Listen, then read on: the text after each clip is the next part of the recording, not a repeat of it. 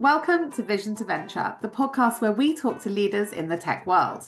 In each episode, we chat with entrepreneurs, tech experts, and leaders within the tech space to hear their stories.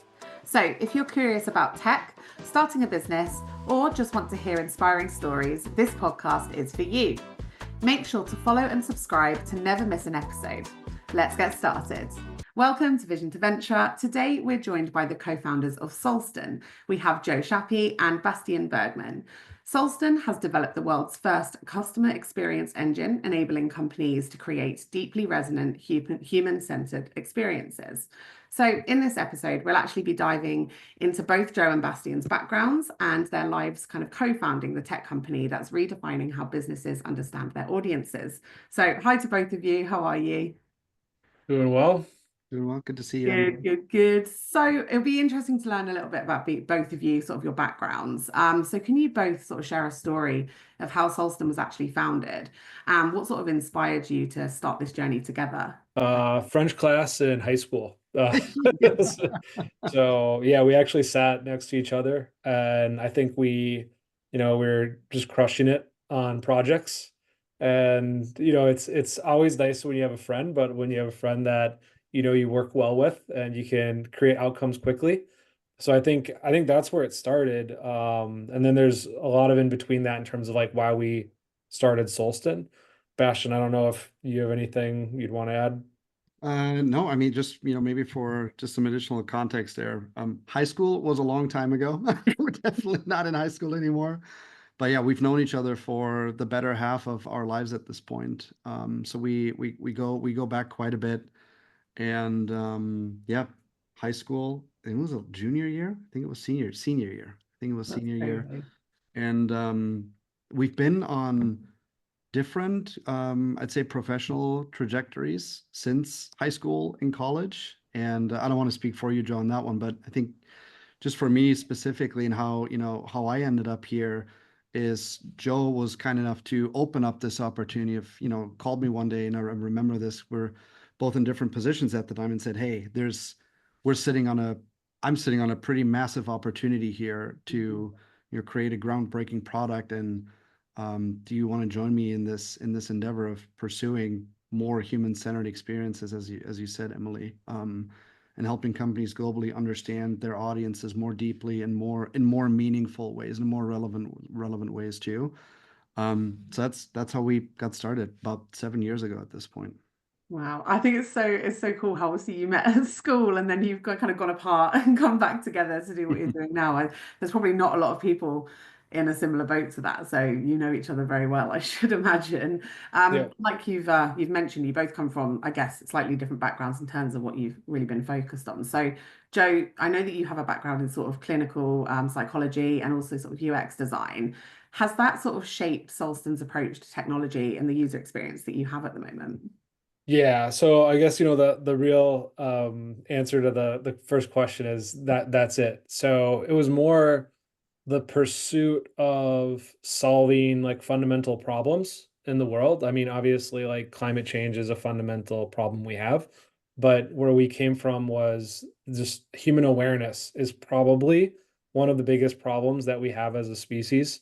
Like your own self-awareness limits your potential at work, in relationships, pretty much with everything. And then your external awareness limits what you should focus on. Where your awareness goes is where you focus.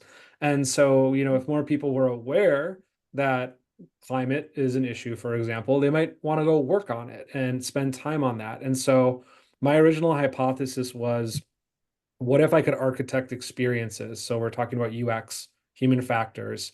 What if I could architect experiences in a way where they actually were in the better interest of the potential of that person using them, as opposed to the opposite of that? So, if you think of like an old city in Italy that's built around people and how you feel in that city compared to like a gridlocked city in the United States that's built around cars and efficiency and not human beings, it's going to be a very different experience that you end up having. And the thing about experiences, you don't really know if you're making them better if you can't measure them. So that's part of my path back to clinical psychology is I felt, who am I to be building experiences for like really big companies like Verizon or Intel if I actually don't know how it's impacting the people that I'm creating these experiences for. So I was a UX director while I was also a clinical psychologist. I was doing psychological assessment. I started merging these things together and started being able to try to measure based on an experience, how are people actually engaging but also improving. And what we found out was it's really, really hard to get people to take big questionnaires, big psychological questionnaires. So that's why we, both Bastian and I, didn't come from gaming. I went to a gaming company to experiment because there's this saying which is like, show me how you play and I'll tell you who you are. And play is some of our most authentic behavior as a human being. So we went into gaming to basically measure a lot of this stuff. You could compare it to like NVIDIA, maybe. Like they went into gaming to train a lot of the graphics cards, get the technology better. And then the end purpose for us was always, how do you enable any builder, any creator, any marketer, someone to actually understand their audience at scale, empathize with them, and create experiences for them that are actually going to resonate with those people. So that's really like it kind of was, my career was an off gas of trying to solve a fundamental problem. And then Solsten is another sort of, iteration of those things. So it wasn't like, let's sit down and brainstorm ideas. That's not how Solsten happened. Yeah, that makes sense. And obviously, you've both got really different backgrounds. So it's really interesting to find out how you both ended up where you are. But yeah, that path kind of makes, I guess, perfect sense for where you've ended up now. This episode is sponsored by Enigma. Enigma help connect machine learning and software engineering talent with groundbreaking opportunities in the field of AI. So, whether you're a company searching for exceptional tech talent or an individual seeking that perfect role, Enigma is your go-to solution. Thank you to Enigma for sponsoring Visions of Venture. And Bastian, for you, you've obviously come from sort of an economics and journalism background.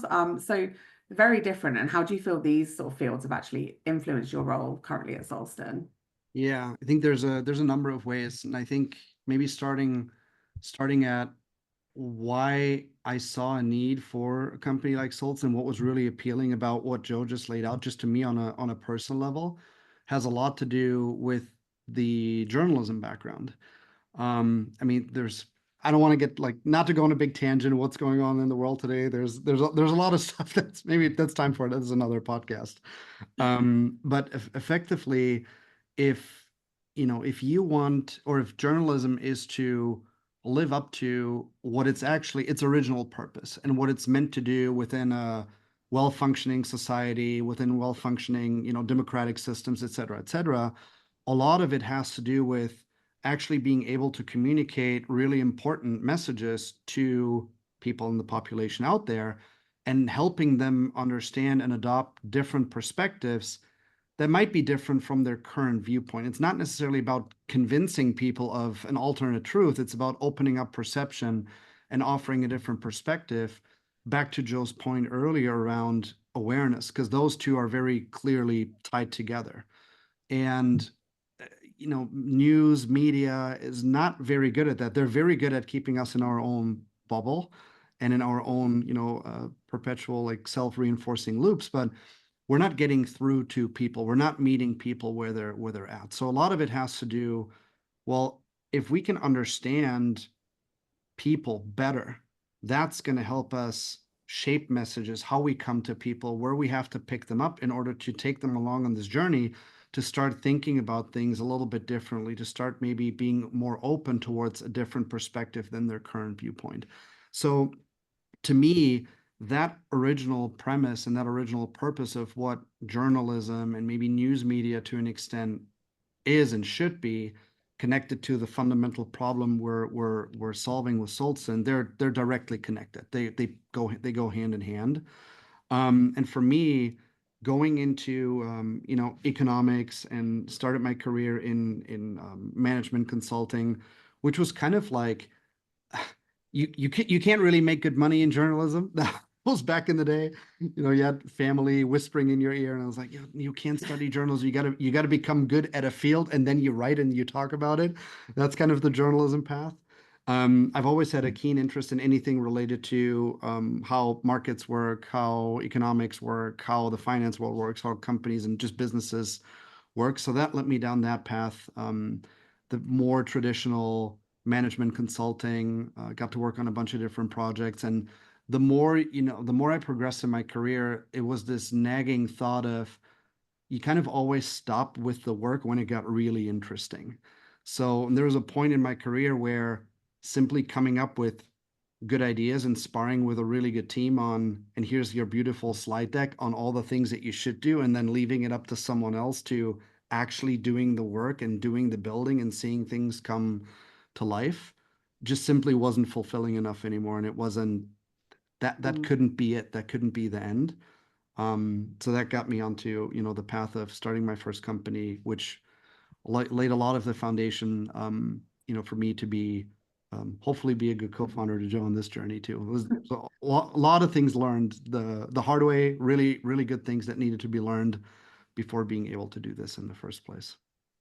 Yeah, makes sense. And yeah, it's fascinating, to be fair. And obviously completely different backgrounds to lead you to where you are now. And do you actually feel like your sort of differing backgrounds actually complement each other quite well? Do you feel like you fill in the gaps that the other person might have?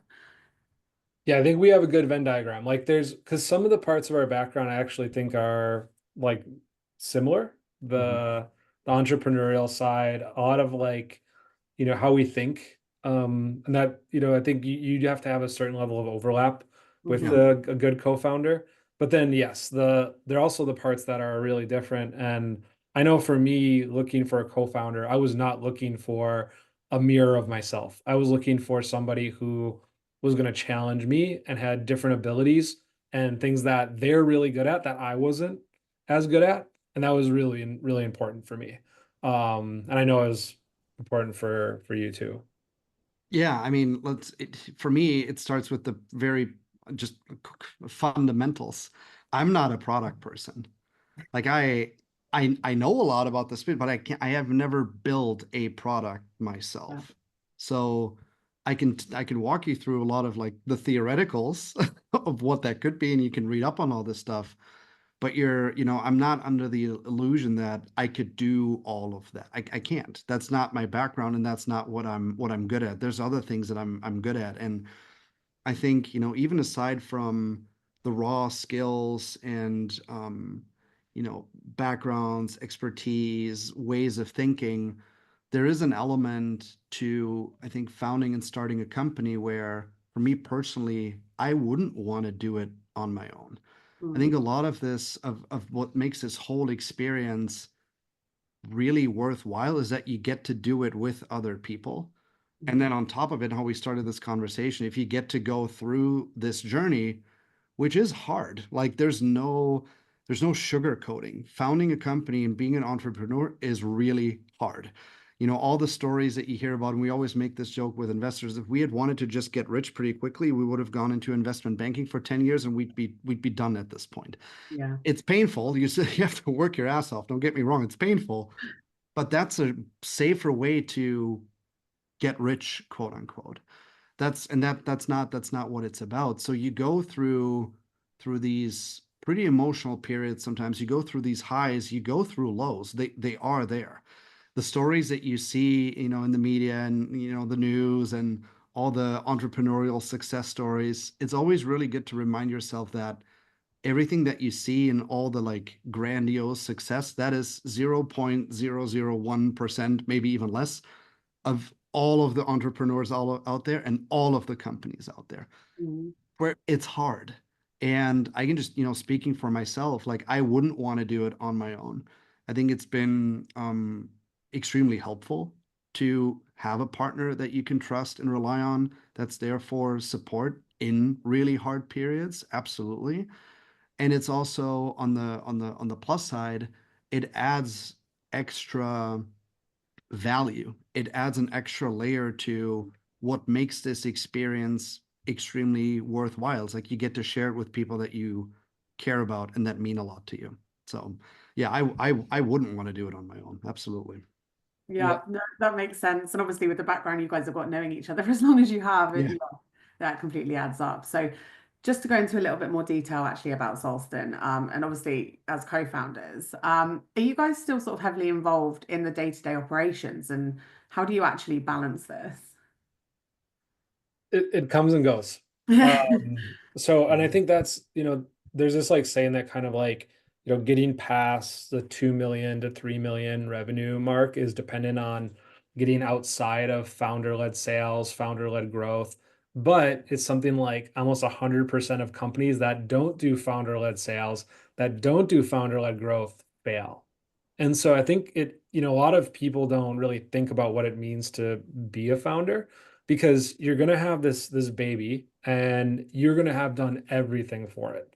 Like someone asked me, hey, how are things going like with your time now compared to, 4 years ago? And I'm like, 4 years ago, it was just messed up. It was everything depends on you as the co-founders. Like if you don't do certain things, you lose contracts, but the bigger you are, the harder you fall. So when Yeah. you're a smaller revenue company with less employees, there's not a very high place to fall from.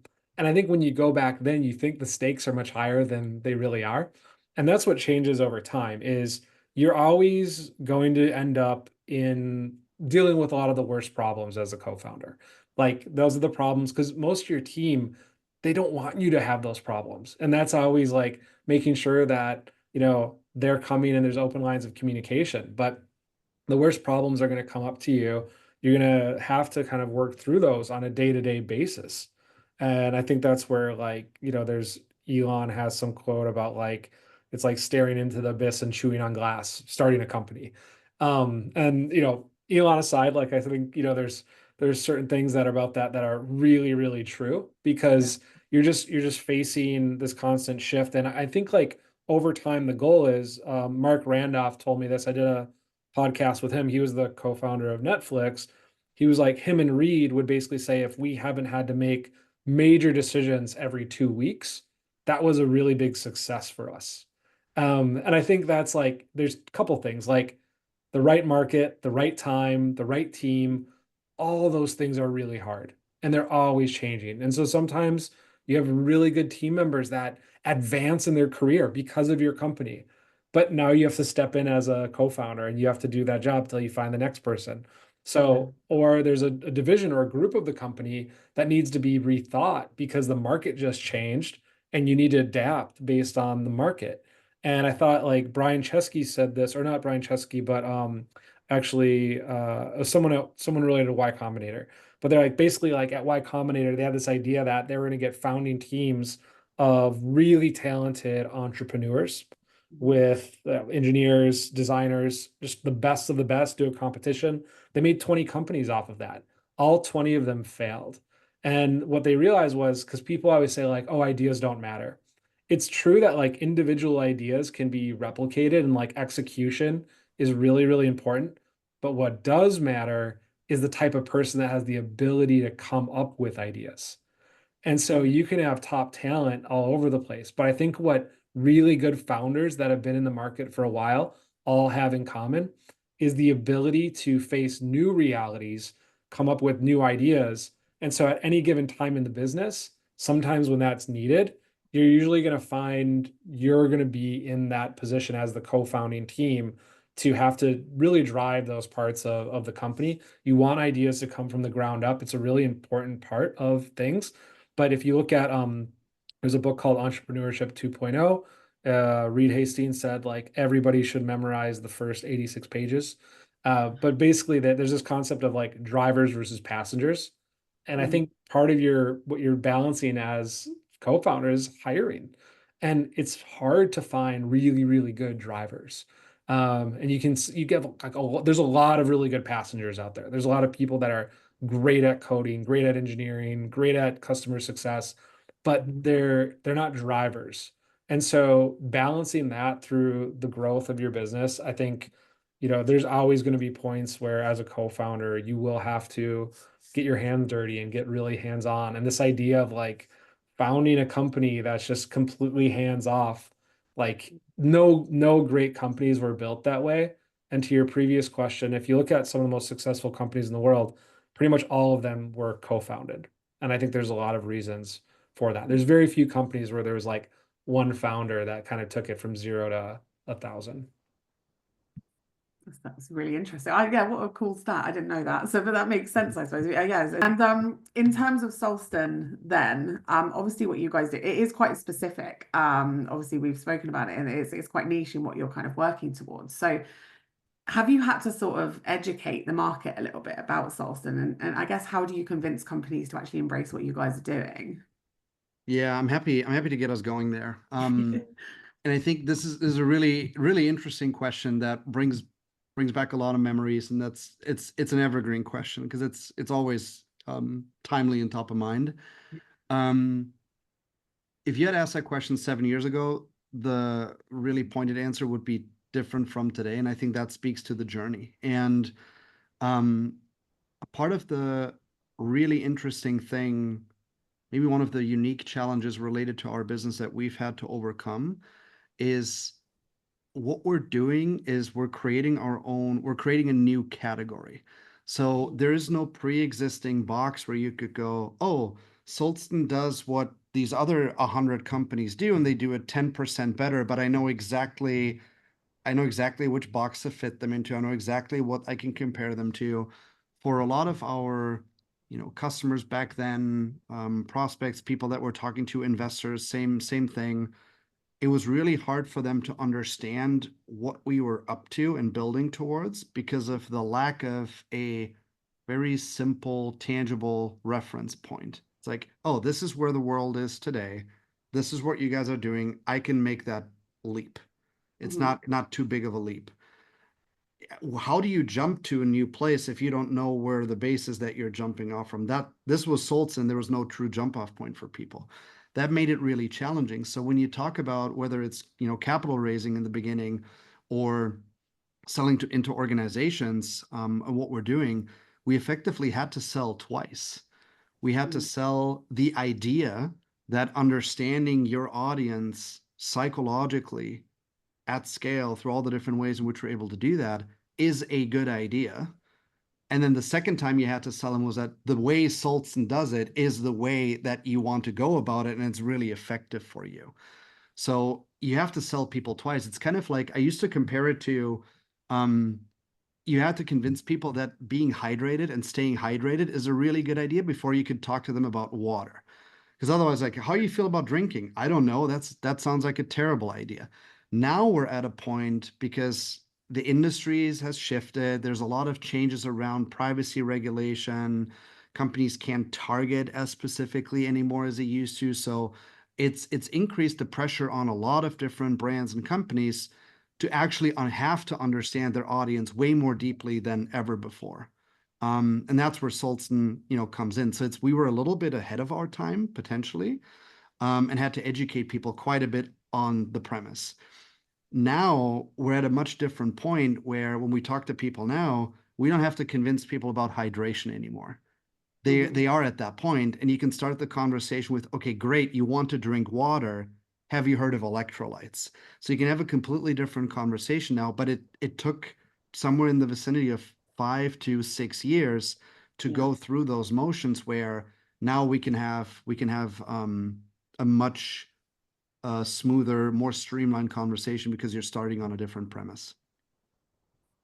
Yeah, that makes sense. I mean, do you have any sort of, I know you've gone into, you have to almost do it twice. Are there any sort of other specific approaches you actually have to explaining to people and trying to get people on board? Yeah, I think no one wants to be the first one when it's something that new. So the more, if you can really you have to find people early on that Mhm. are just a lot more open for Yeah. just their being to trying things, that are willing to take a jump, that are naturally they're better at experimenting, they're more open. That's really, really helpful because then you have to build a base and you have to build some tangible use cases of here's how we've done it, here's how we've used it, and here's how others are using it to help people build comfort.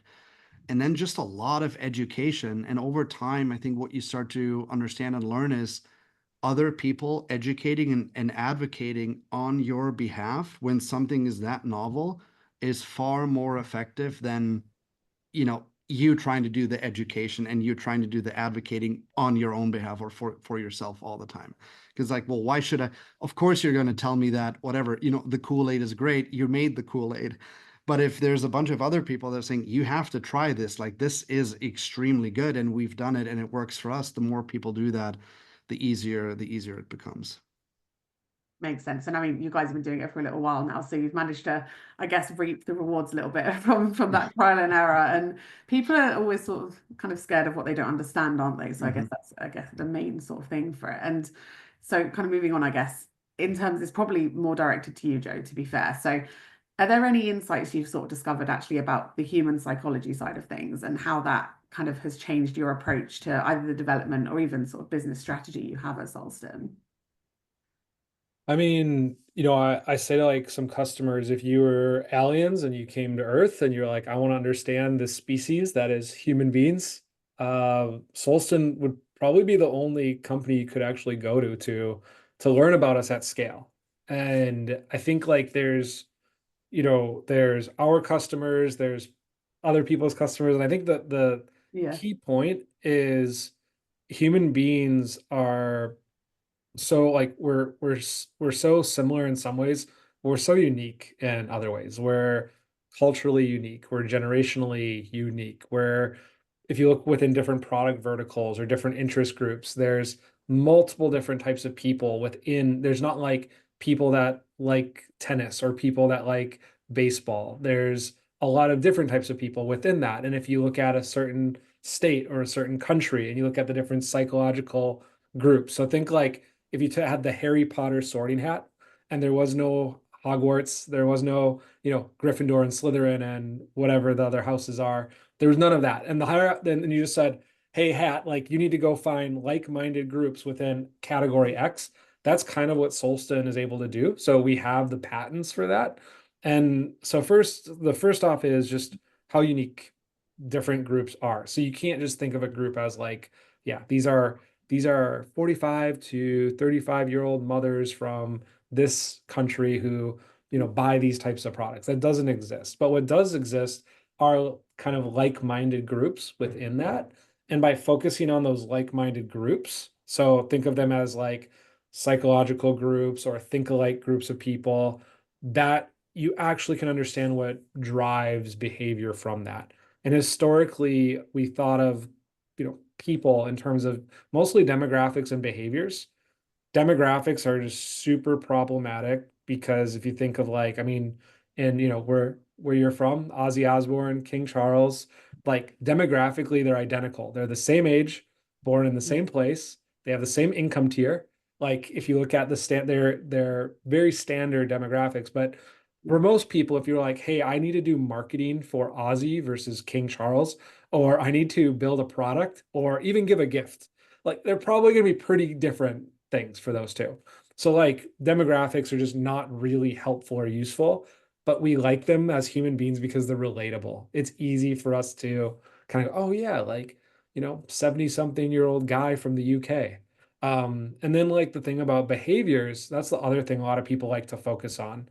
These are people that are, I don't know, binge shoppers, or these are people that are, they watch all they're streamers, streaming fanatics, or these are gamers.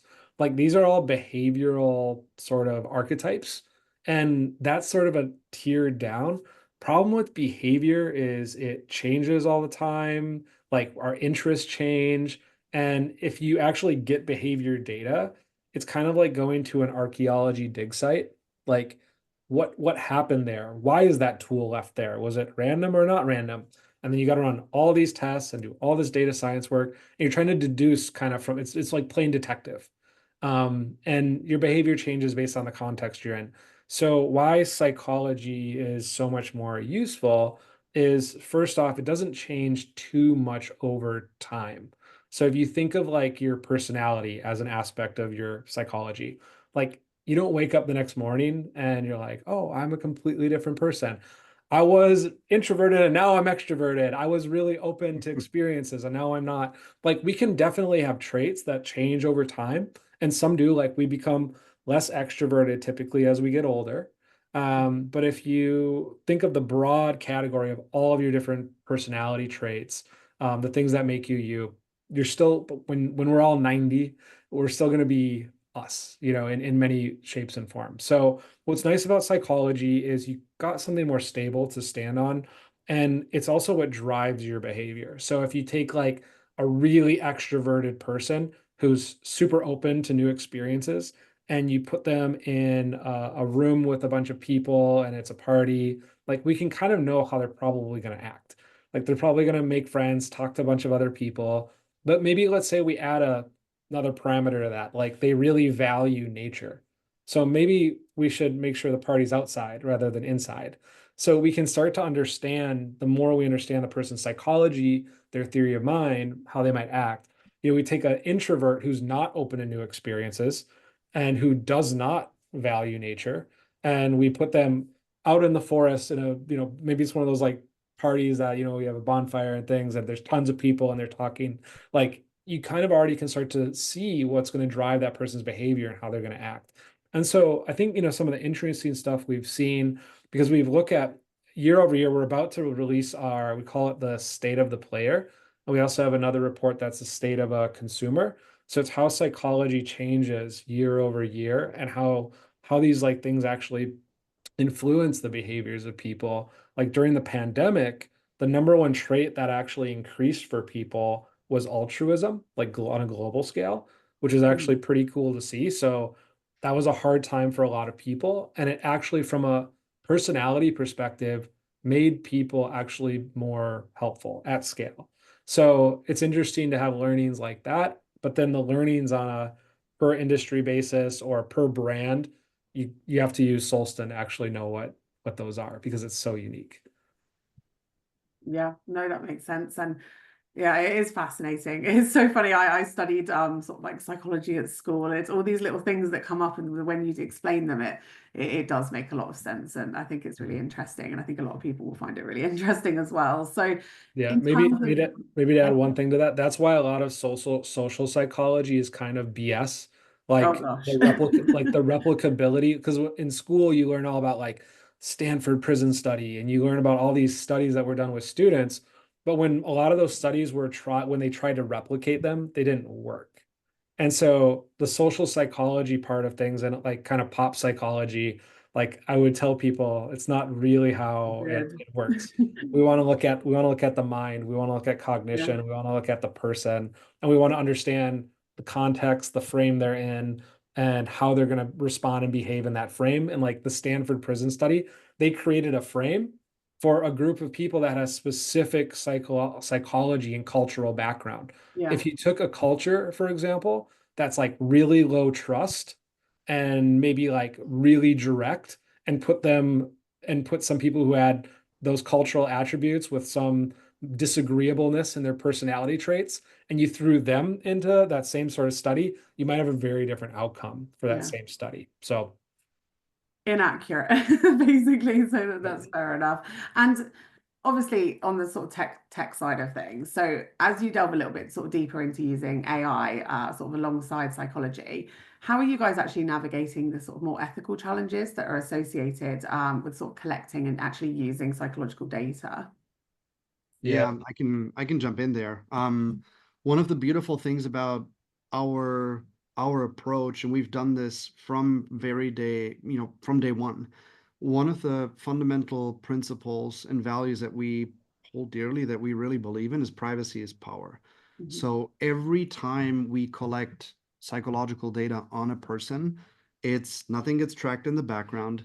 It's all explicit. We're doing it directly through the interaction with that person, and it's fully anonymous.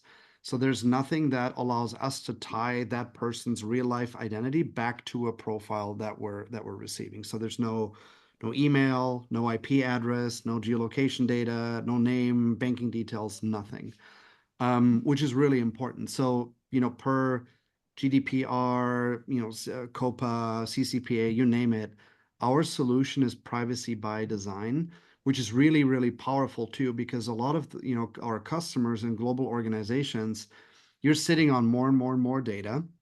The question is how relevant and how helpful is that data? but you're sitting on a lot of personally identifiable information too. And that's where you get into tricky waters and tricky territory around data privacy and what do you actually know about a consumer and what do you need to know to drive impact in your business. So where Solsten becomes extremely helpful is we're effectively giving companies the ability to get to know any audience and their audience or the audience that they're after on a much more meaningful, on a much more intimate level without having to know who these people are in real life. I think that's the really important aspect there. So yeah, I don't know, Joe, if you wanna add anything to that, but No, that was really well said. I think, I mean, in general, as founders, it's your back to like what Bastian said about investment banking. Like, I think if you're a founder and you're trying to make money, and you can do it as, people like, yeah, business owners, it's a good way to make money. It's like it's one of the most stressful ways possible you can make money probably. So I think it's a dumb idea if that's your only interest. But if you're like really passionate about a certain thing, typically the founders are trying to do the best they can to think through the off gases. And you're never going to be perfect. There's always going to be things that can happen because of the innovation that you create. And the reality is, though, I think that if you go back to fundamentals, like if you say, hey, um, the ethics of what we're doing here, is it better or worse if you're able to understand another person better? Like if you understand their reality, what they go through, like being a former therapist, I can't think of any scenario as a therapist where two people understanding each other better led to a worse reality. It almost always leads to a better world. So if you start to think of the people that build product for us, that build experiences for us, actually being able to, and Bastian nailed it, the important part's anonymous, not because that's the creepy part when they know our IP address, they know our zip code, they know our like that's invasive. But if, and then I think that's the second part, we always cluster groups of people back to the Harry Potter hat. So Yeah. there's never an individual. It's like, hey, here's a group of people. Here's the Gryffindors. How would you make Hogwarts different to make it better for Gryffindors versus Slytherins? Like, and you kind of know, like, we all have an idea of who Slytherins are versus who Gryffindors are. But imagine you had a new group of people that came into Hogwarts, and you're like, okay, do we put them in houses or do we actually like create another house? And so I think the ethics of it inherently, it's it's an ethical thing to do to enable people to better understand each other and create experiences that are based on more of an empathetic reality. Because back to theory of mind, most of us are really not good at being able to like realize, oh, if you really like pepperoni pizza and someone doesn't like it, most people have like a hard time believing that that's a thing. Like you Yeah. don't, and then they're like, no, I don't like pizza in general. And then it's like it's mind bending.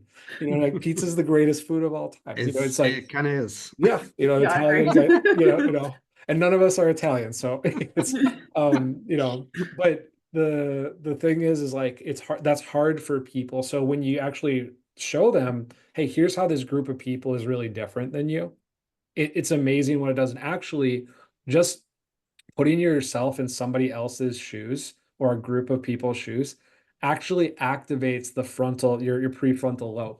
So that part of your brain that's engaged in empathy and being better to others and ethics, just by the act of saying, who is this group of people? They're different than me.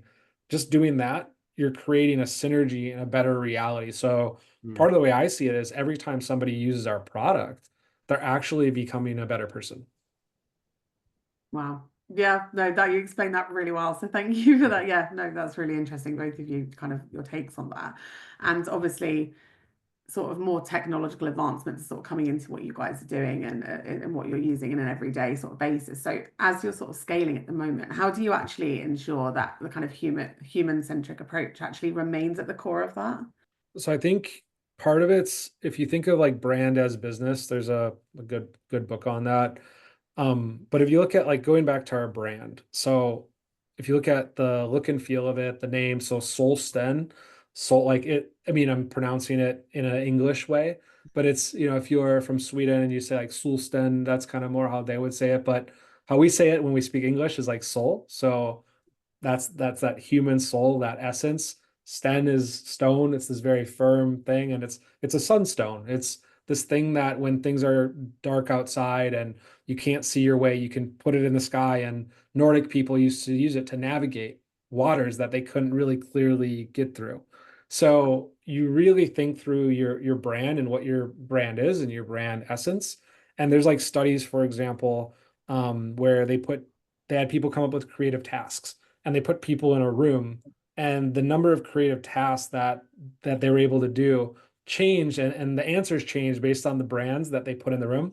So they didn't tell people like we're going to put an IBM logo or we're going to put an Apple logo, but the Apple logo just randomly being in the room produced the most creative results for participants. And so if you think of their brand, think different, that's part of what it's about. Yeah. And if we look at brand equity over time, so like when you first start a company, your brand doesn't even matter.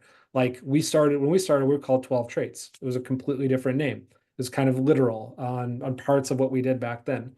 But you build a brand over time, and that brand has memory that's attached to it. It has equity attached to it. So the best thing we can do over time is be true to what we do and to stand up for what's right. And that goes within the company, that goes without the company. And employees and people are going to see that, and they're going to carry that through. Because I think that's one thing that a lot of founders don't talk about is one of the hardest parts of building a company is the people part. It's absolutely the people part. Like you're going to have great people at certain stages in their life that are perfect for what you're doing at that stage in the company, who maybe later on are not that great, or their life stage changed, or they're really interested in something else. And then you're going to have people that, if you look at the top hiring managers at Microsoft when it scaled, they were only hiring top performers about 50% of the time. I used to know one of the HR managers who basically saw Microsoft go from 1,000 to 40,000 people. And so you're 50% of the time for the top hiring managers, you're gonna hire some pretty bad people sometimes. It's gonna happen. It's okay. It's a part of the journey. And how you handle that and how you show up to that, because we're all humans, we're all imperfect, but kind of coming back to, well, what's the brand? What's the essence? What do we stand for? And I think I'm a firm believer, like different brands, like who Amazon needed to be to scale is really different than who Apple needed to be to scale. And there were people when I lived in Seattle that are like, Amazon's such a terrible company to work for. They're so horrible in XYZ type of way. And I'm like, why do you work there? Because I also knew other people at Amazon that are like, I love this company so much. Like, I did this brief and it got thrown away and I had to do it all over again. And it was like such a good learning experience for me. And that's the thing. So I think so you have a brand has to move towards a vision that you're trying to achieve. And that's important. I think a lot of people forget that startups haven't achieved a vision. Like SpaceX wants to go to Mars. They have not achieved going to Mars. They're trying to figure it out. And that's what we're all doing. We're all trying to figure it out together. And that's hard. So it means we're going to fail at stuff. It means we're going to like things are not going to work. But that brand and that vision need to be connected. And then the behaviors within the company need to, as much as you can, be consistent with that. And the thing is like everybody's human at the same time. So you as founders, you're gonna have days that you're super tired. You're gonna have days that you're incredibly overwhelmed. Like the worst parts of you are gonna come out at certain times. Also the best parts of you. And I think that's where back to where you started the conversation, having a good co-founder that you guys can check each other, you can help each other, you can grow together. Like Bastian and I are, well, not that we were bad friends before, but we're much better friends now than we were before. We've gone through this journey together and it just keeps evolving. And I think we're both very grateful for each other and how we show up. And so how do you keep it? It's a human problem, I think, more than a technology problem. That's why I didn't talk about the tech, because any technology in bad hands can be taken probably in a way that's, not going to be good.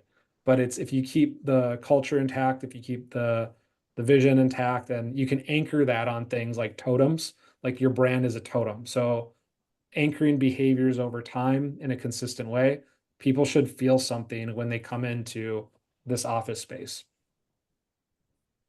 Yeah, no, that makes sense. And obviously you've just said as well, obviously you've explained that in terms of sort of the human side of things, as I asked, and yeah, that makes complete sense. But when when it actually comes to the technical side of things, do you actually believe that AI can contribute to sort of personal growth, and also self-awareness? And how are you guys actually aiming to achieve that sort of in practical terms? So I think if you look at just self-awareness, for example, there's a saying in neuropsychology, which is, human beings are very poor observers of our own cognition. So like our brain, it has a hard time observing itself. It's also why, like, think of some of your best friends who've been in horrible relationships. And from the outside, you're like, oh my gosh, they need to leave, they need to get out. But when we're emotionally wrapped up into a situation, our we don't know how to make decisions as well. So like our brain is very poor at observing itself. Our brains are also very bad at observing each other's cognition. So like no, I've known Bastian for a long time. I have no idea what he's thinking right now. Like I could guess, and Emily, like I just met you, like I can guess, and maybe sometimes I might be right. But the Yeah. more I know about you, the better I'm going to be at guessing. So this comes into like why assessment is important. So before Solsten, if you look at, what are some of the number one ways to, or top ways to increase awareness, psychological assessment is top. So taking valid, reliable psych assessments. I'm not talking about Myers-Briggs online or, maybe some Ocean online tests. I'm talking about, if you look at really good clinical grade type psych assessments. So like when I was on the clinical side of things, we use things like the PAI, for example, to do personality assessment, or what's used more, clinically is like the MMPI, or from a personality perspective, there's something called the NEOPI3, which is a better version of kind of the Ocean model. So using assessments, they just help us learn a lot about who we are, and then also assessing other people. So like a lot of kiddos, when you do psych assessments with them, the teachers will also do rating psych assessments on the kids, because it's not just the family. And then that gives you kind of a different viewpoints of that person. So for us, back to like inherently what we do, kind of like the empathy thing that I mentioned, we're just observing other people's audiences. But by giving you psychology on other people, back to like 45-year-old male from the UK who likes tennis. Like that doesn't help me really empathize with that person.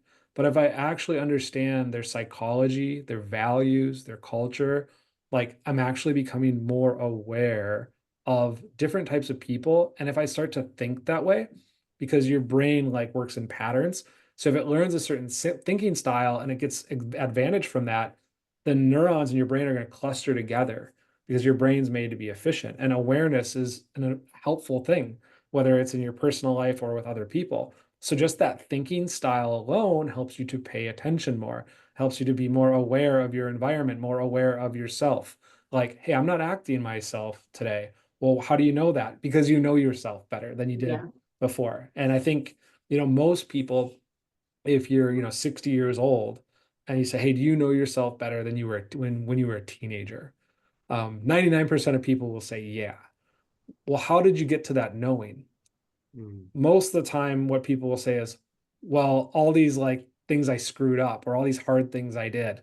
And what's cool about assessment is you can learn a lot about yourself without doing screw ups and having failures. And so you can give you a head start on, maybe I'm not like this, or maybe I'm not as interested in these things because at the core of who I am, this is what's there. Or maybe there's a part at the core of who I am that I want to change a little bit. And I want to, because that's going to be really hard to do if you don't know that's because a lot of people are in a kind of a semi state of delusion about who they are. So I think it's inherently built into, and Bastian, I'll pass it over to you. Yeah, just something to build on that, and slightly, tangentially related. At the end of the day, if we can get technology experiences, some of the services that we use, like whether it's I don't know, an AI agent, some chatbot, or whether it's Amazon Prime sending you emails with the next product recommendation, like what is going to be very helpful for us the three here, and then consumers in general, but us as people, is we're we're not really good at knowing what we need. We might know what we want, but what we want is not necessarily what we need.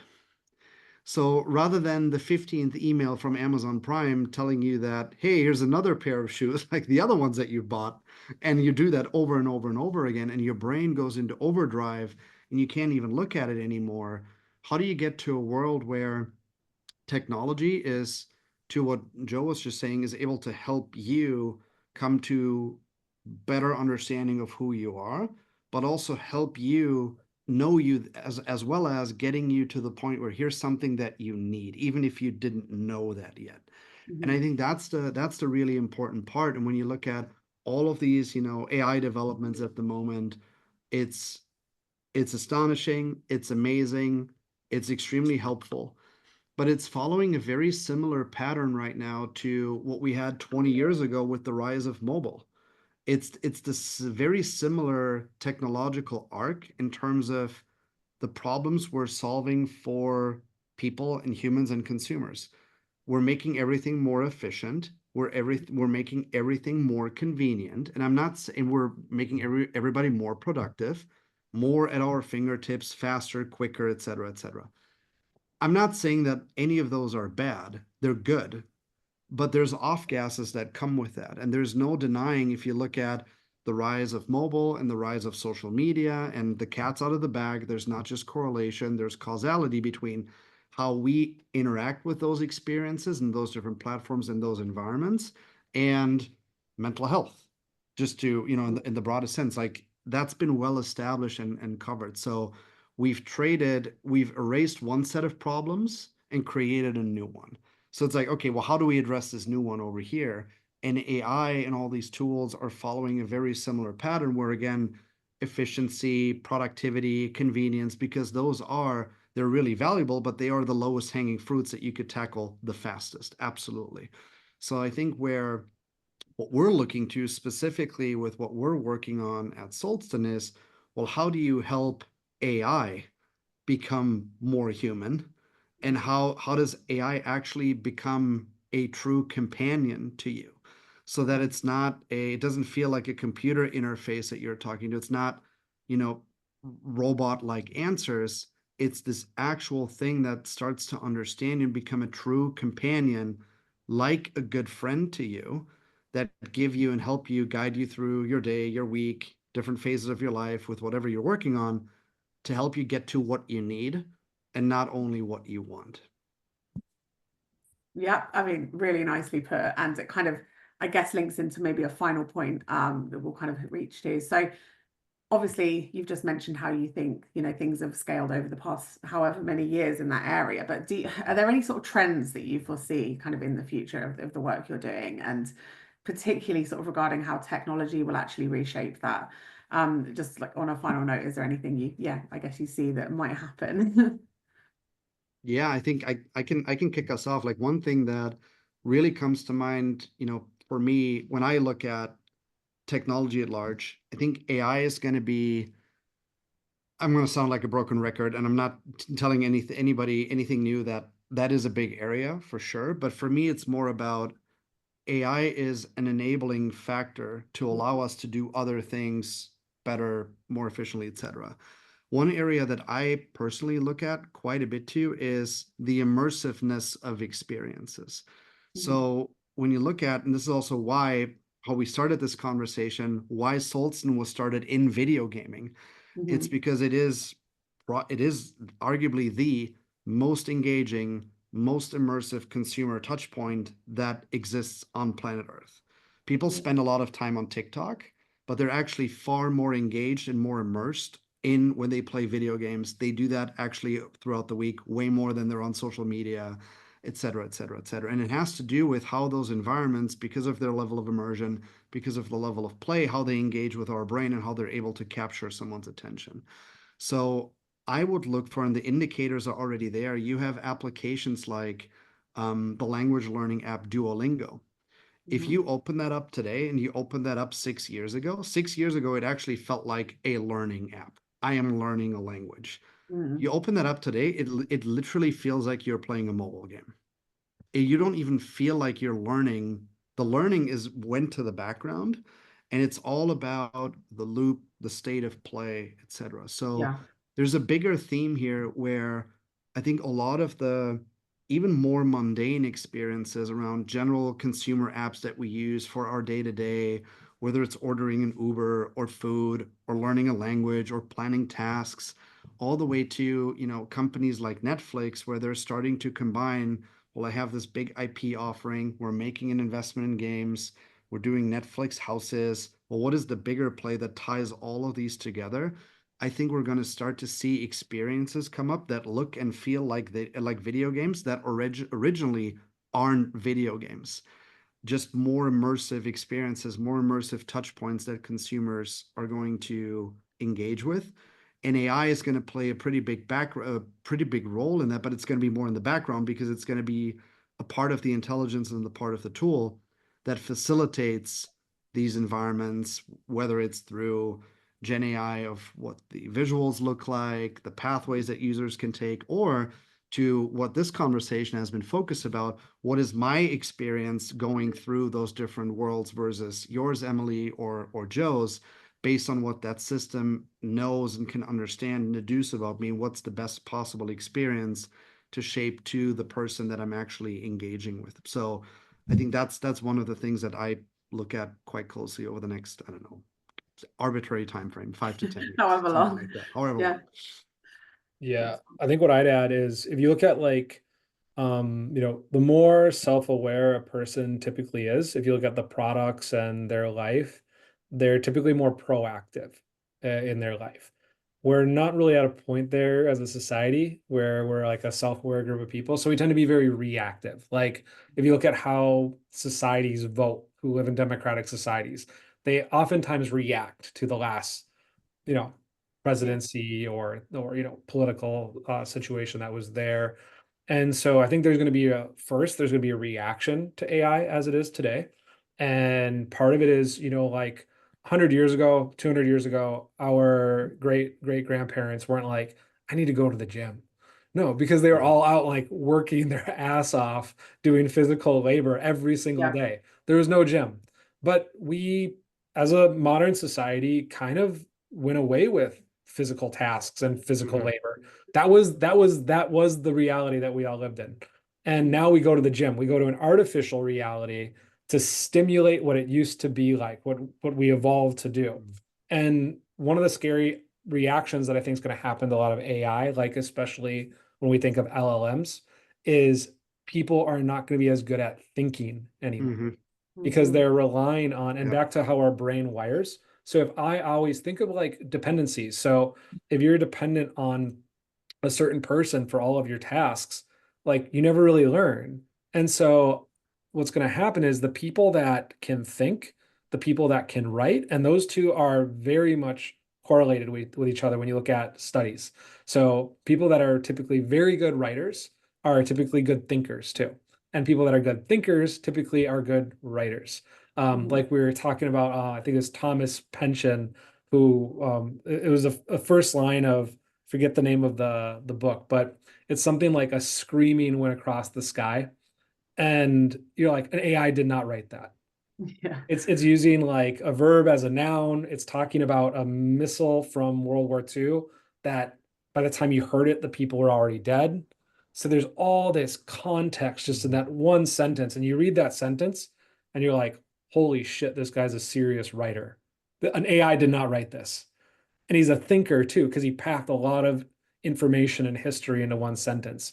And so, just like we have physical gyms today, I think that we're going to have to make an effort. So, people that are a little bit more self aware, that understand it's good for me, it's good for me to think, it's good for me to write. And then you're going to have a whole other level of writing and thinking that most AIs are going to be here at kind of a mid baseline.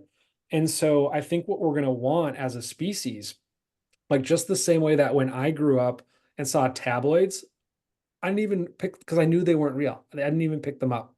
I think we're going to start to crave and want more authentic experiences. Things that are, I mean, when you go to like a really cool craft fair and somebody carved this beautiful thing out of stone or wood, or you're like, wow, like a machine couldn't do that. There's this like rawness to it, this humanness to it, one could say. And that might Yeah. mean there's some mistakes in it too. Like someone was like, how do you detect an AI? Oh, they use there, and there properly. There's proper capitalization. There's, and so there's something kind of cool sometimes about chaos, because it forces our brain to think outside the box and to see like things that are a little more human. And so I think we're going to go from this state we're at to craving more authenticity in what's out there, and having people that are more in the mental gym, so to speak. So we're going to see products that are in that space. And I think more broadly, back to what Bastian was saying, a lot of the AI today is really focused on efficiency. And the thing about efficiency is it's typically boring. So like the most efficient systems in the world, they leave the human element outside of it. Like if you go to a civil engineer and say, build me the most efficient city possible, what they're thinking about is moving people over space as efficient as possible. And they're going to do that within the constraints of the technology we have today, which is still cars. There might be technologies in the future that are way more efficient than cars. But what if we flip that on its head back to authentic experiences and think about, well, what is the most human city? Like, what are we optimizing for? Like, what connection, oxytocin, what it means to be human? What if we optimize for those things? And so we're already seeing like a boom in sort of experiential travel starting to happen now. Like, not people don't want to, they're going away from Airbnb. They're going away from the big hotel chains. They want to go to like really cool, like Disney-esque micro resorts that have some of those feelings that you can get nostalgia and nature Yeah. and whatever is there that Disney captured. And that's why Disney parks are still booming.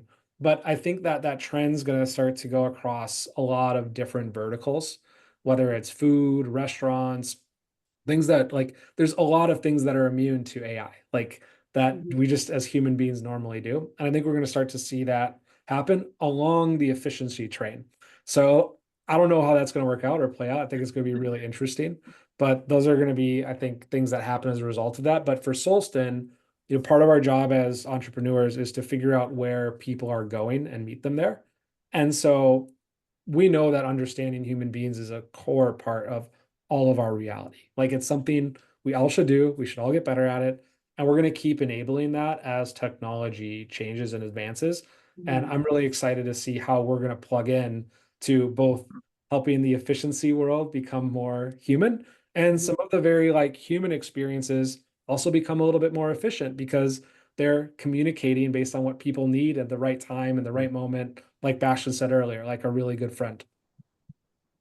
Yeah, that was fascinating. And the way you both described both of those sort of sides of things, I completely agree. I think it's already slightly happening in some aspects that things are becoming a little bit too.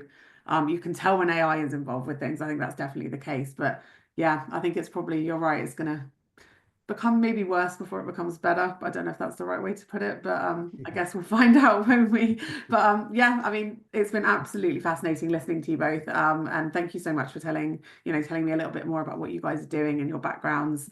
But yeah, it's been great having you on. I hope you've hope you're happy with everything. And yeah, thank you for being on the podcast. Thank you for Thanks, having Emily. us. Thank you for tuning in to this week's episode of Vision to Venture. If you're listening, make sure to give us a 5-star review. And if you're watching, like and subscribe to listen to more inspiring stories from tech leaders.